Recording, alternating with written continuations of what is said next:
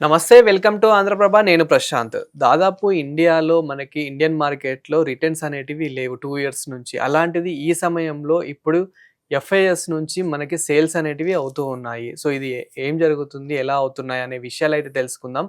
దీని గురించి అయితే మాట్లాడేందుకు ప్రస్తుతం మనతో పాటు వెల్త్ కోచ్ జయంత్ కుమార్ గారైతే మనతో పాటు ఉన్నారు. నమస్తే అండి. నమస్తే ప్రశాంత్.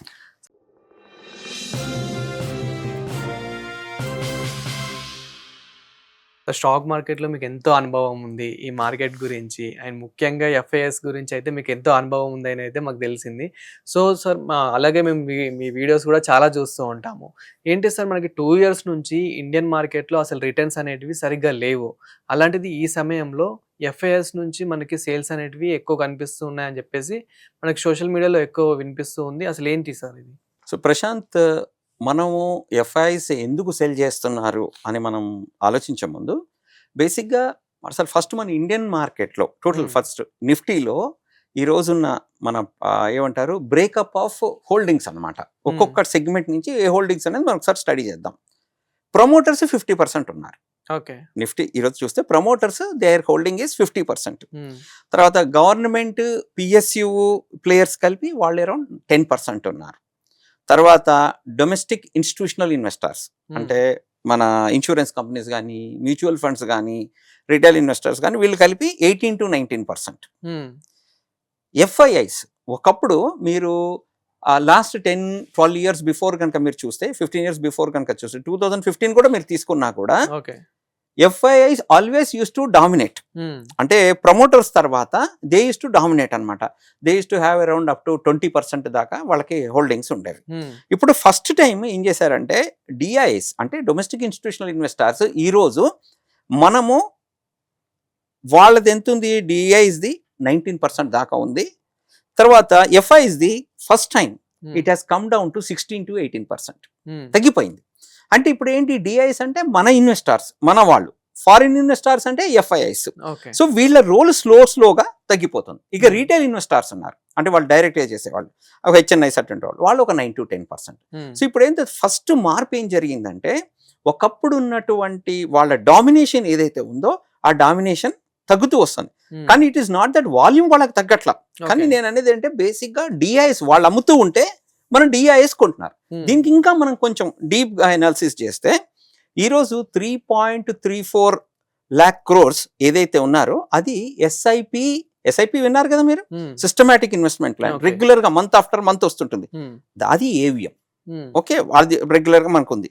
దీంట్లో ఎంతమంది ఇన్వెస్టర్స్ ఉన్నారంటే క్లోజ్ టు 9.79 crore ఇన్వెస్టర్స్. ఎంతమంది?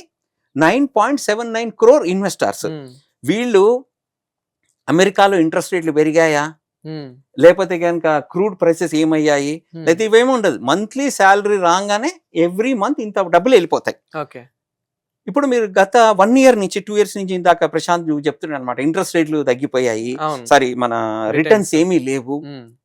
కానీ ఇక్కడ మీరు దగ్గర చూస్తే ఆల్మోస్ట్ 29,000 కోట్లు 29,000 crores every year, sorry every month SIP వస్తున్నాయి మనకు డబ్బులు. అంటే దీని అర్థం ఏంటి, the retail investor of India is having so much of confidence in the growth story of India. Retail investors. So కాబట్టి ఈ డబ్బులు వస్తూనే ఉన్నాయి, అక్కడ వాళ్ళు అమ్ముతున్నారు. ఇంకోటి, అందరు ఎఫ్ఐఐస్ అమ్ముతున్నారంటే అది కాదు, net sales. There are guys who are actually buying. కానీ బయ్యర్ కంటే సెల్లర్ ఎక్కువ. ఎవరు సెల్ చేస్తున్నారు బేసిక్ గా? Who have the short term in their mind, general గా హెడ్జ్ ఫండ్స్, లేకపోతే కొన్ని ఫండ్స్ ఏంటంటే వాళ్ళు అమెరికా, ఇప్పుడు మీకు మనకు వచ్చే ఎఫ్ఐ ఇన్వెస్ట్మెంట్స్ లో around 43 to 44% they are actually coming from US. అయితే వీళ్ళందరూ మనం అనుకుంటాం FIs also again in turn they are controlled by their own investors. ఇప్పుడు ఏమవుతుంది, ఇప్పుడు ఎప్పుడైతే కనుక మనకి ఇండియాలో టారిఫ్స్ అనేవి రావటం, సెకండ్ థింగ్ అంటే ఎర్నింగ్స్ లో కొంచెము డౌన్ గ్రేడ్ అవ్వటము, తర్వాత crude is the biggest killing factor. మనకు కావాల్సిన దాంట్లో 83% we're importing from, we're depending on the imports. So where in you have to actually spend, you have to buy only through dollar. మొన్నటి వరకు we use to buy through Russia, other countries తో చేసాము, కానీ that was a very small portion. But that was the only reason why US wanted to impose tariffs on us. Sir ఇప్పుడు మన Indian sales and buys ఎలా ఉన్నాయి sir ఇప్పుడు మన No, coming, let me complete this. Okay okay so ఇప్పుడు ఏమవుతుందంటే ఎప్పుడైతే మీరు when I have to shell down, మొన్నటి వరకు మనం ఏం చేసాం, రష్యాతో కొంటున్నప్పుడు ఏమైంది, స్లోగా 2% నుంచి we started actually increasing okay మన ఇంపోర్ట్స్ వాళ్ళ దగ్గర తీసుకున్నాం. ఎందుకు చేసాం మనం రష్యాతో అంటే కారణం ఏంటంటే Russia used to give us at a very good rate, మనకు మంచి కాంపిటేటివ్ రేట్తో ఇచ్చింది. Second thing, they used to actually give, they used to accept our rupee. రూబుల్లో మనం చేసుకున్నాం. సో కాబట్టి ఏంటంటే రూపీ అనేది డిప్రిషియేట్ కాల. కానీ ఇప్పుడు ఏం చేశారు వీళ్ళు వచ్చేసి, US said no, you cannot do that. If that is the case then I will go up to, first 25 చేశారు, మనం వినలేదని చెప్పి 50% చేశారు. At some point of time they wanted to actually take it up to 500%, but meanwhile the Supreme Court of United State intervened and they said నువ్వు ఈ tariffs చేయడానికి it is illegal, it is not possible అని చెప్పిన తర్వాత it got slow down and finally we're arriving at something like 18% అనుకున్నాం. Mean while ఇరాన్తో మనకి war start అయిపోయింది.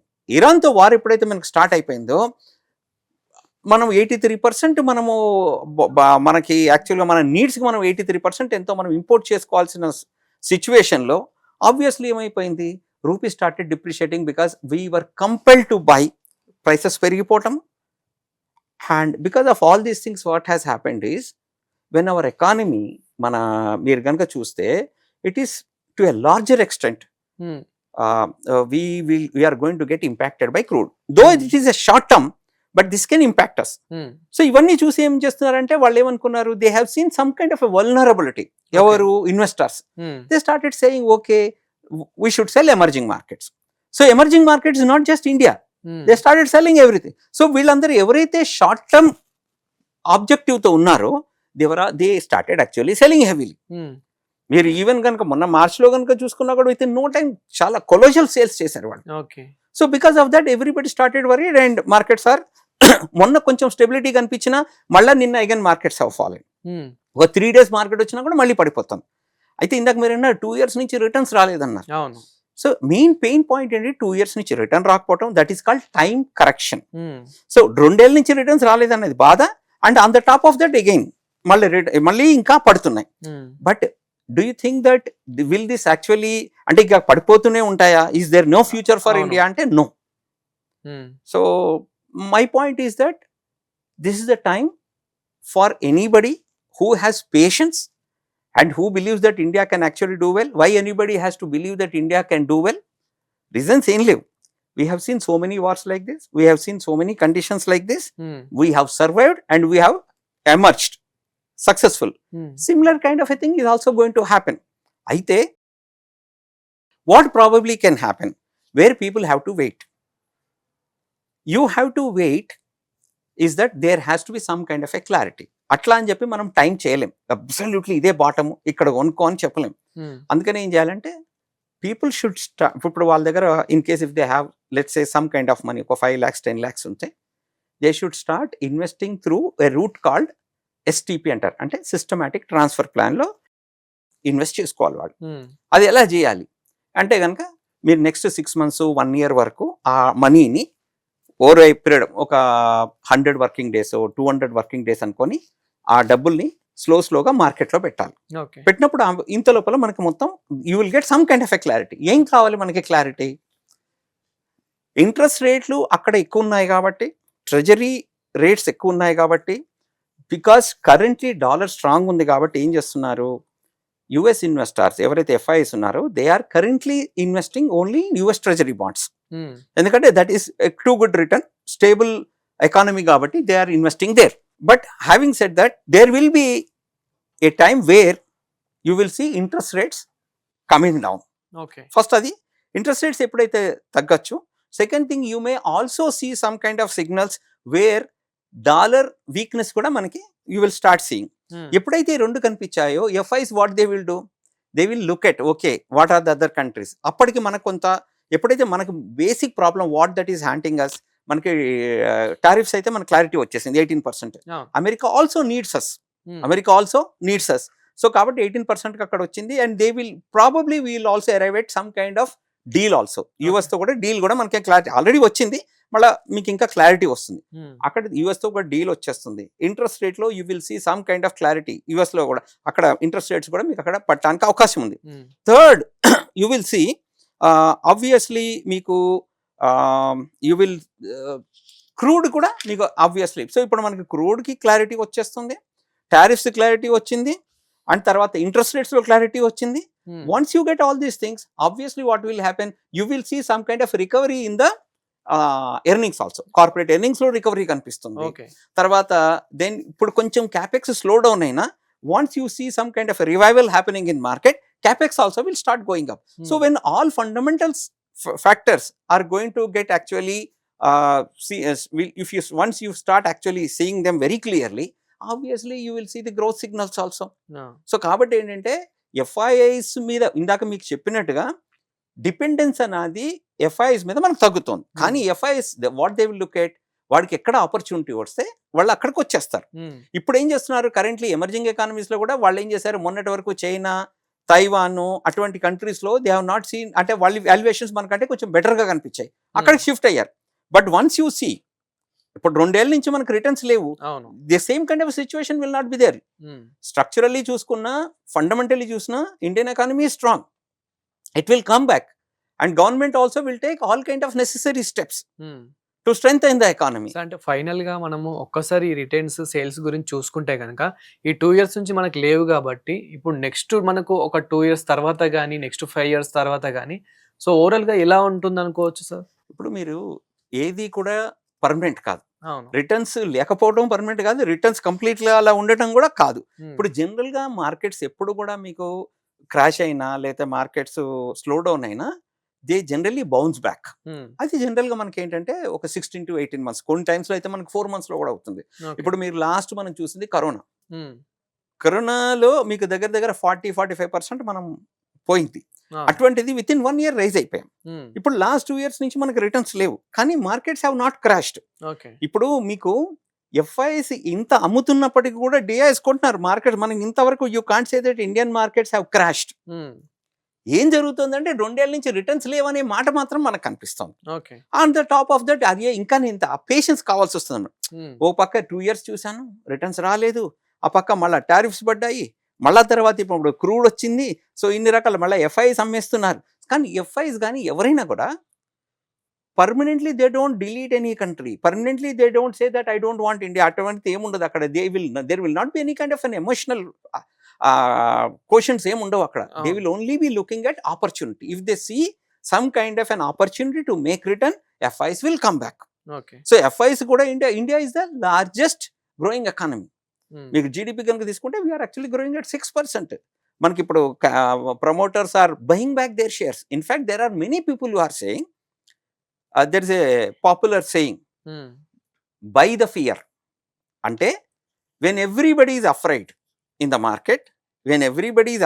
Market, you should become, అంటే మీరు స్ట్రెంగ్త్ తెచ్చుకోవాలన్నమాట. You should really become, you should become heroic, right? Ferocious అవ్వాలి మీరు అయ్యి, you should actually start buying in. So కాబట్టి ఇప్పుడు 2 ఫ్యాక్టర్స్ ఉంటాయి మార్కెట్లో, greed and fear. When everybody is fearing, you should become greedy. So ఇప్పుడు markets కానీ ఏంటంటే ఏది కూడా ఇమ్మీడియట్గా మార్కెట్స్ ఒకటేసారి జంప్ కావు. There will be some time, it will take some time. ఇప్పుడు రేపు ఇంత అయిపోయింది అనుకున్న తర్వాత ఇరాన్కి ఇంకా వేరే కంట్రీస్ యాడ్ అయ్యాయి అనుకోండి, if they start, it is not that Iran alone is fighting. అంటే మనకు కాకపోయినా సమ్ అదర్ కంట్రీ డిస్క్రీట్లీ లేకపోతే directly indirectly they are helping. అలా కాకుండా కనుక ఓన్లీ ఇరానీ ఫైట్ చేయాలంటే ఇన్ని రోజులు చేయలేకపోయేది అది. సో కాబట్టి ఏంటంటే it is very difficult to say war అయిపోయింది, everything is getting, peace is getting restored అని చెప్పుకోవడానికి లేదు. తర్వాత వాల్యుయేషన్స్ కూడా ఇప్పుడు actually they have become very attractive now. They have become attractive. ఈ కొంచెం క్రూడ్ వల్ల మనకు కొంచెం దెబ్బతిన్నాము. బట్ ఎప్పుడైతే క్రూడ్ మీద కనుక మనకు క్లారిటీ వచ్చేసిందంటే Indian valuations are really attractive. I think which should make FIIs to come back to India, if not immediately, but over a period of time they should come back. Thank you, sir. Thank you. Namaste.